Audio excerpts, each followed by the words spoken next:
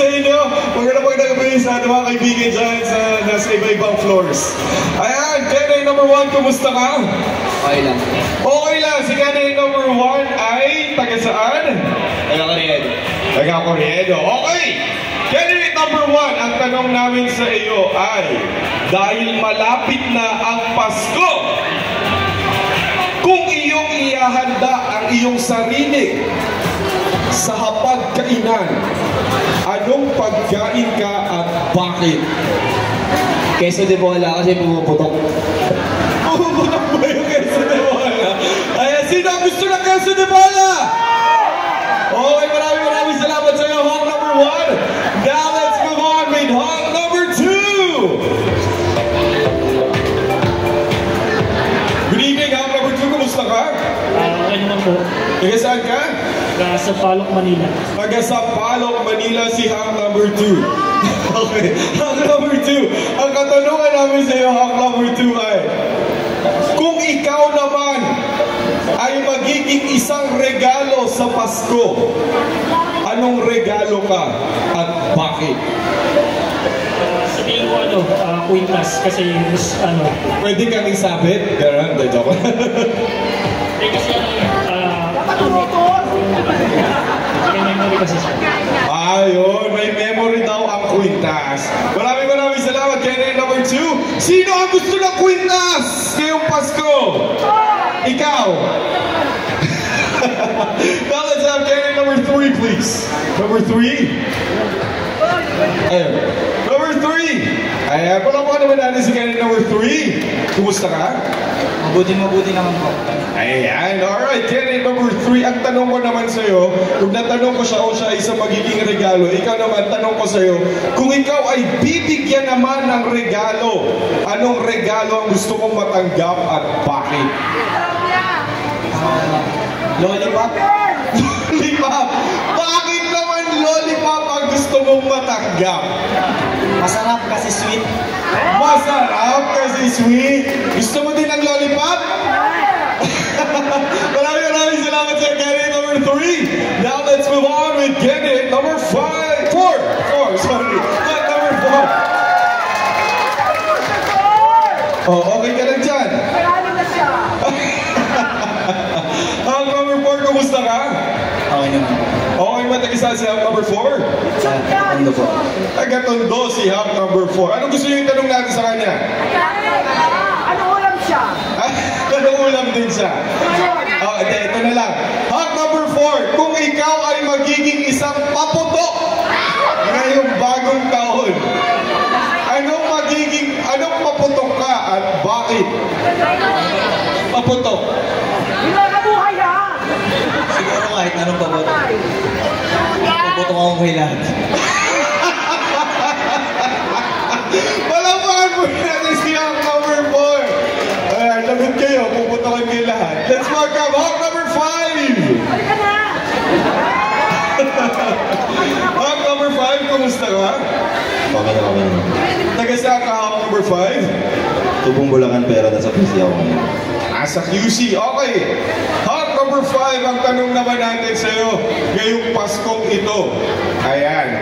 Kung ikaw ay bibigyan ng pagkakataon na pumili ng isang lugar na libre at pwede kang sumama ng isang tao ngayong Pasko, sino ang isasama mo at saan? Kami nagpo-volunteer na agad. Siyempre pamilya ko. Saka sa Tagaytay, siyempre, saka hindi pa ako nakapunta doon talaga. Kaya ang gusto ko isama, pamilya ko siyempre.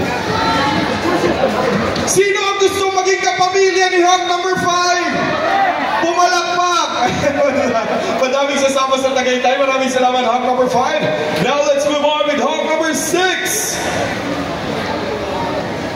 Ayan, good evening, Hawk number 6. Kumusta ka? Okay lang. Taga saan ka? San Fernando, Pampanga. Layo ah. Dahil taga Pampanga ka, ito ulit, tanong ko sa'yo. Kung ikaw ay magiging paputok din, anong paputok ka?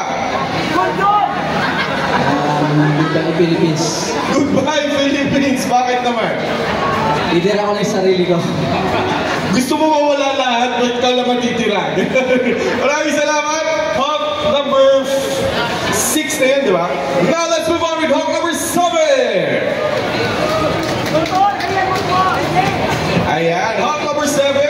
kumusta? Okay lang. Taga saan ka? Sampalo. Taga Sampaloc.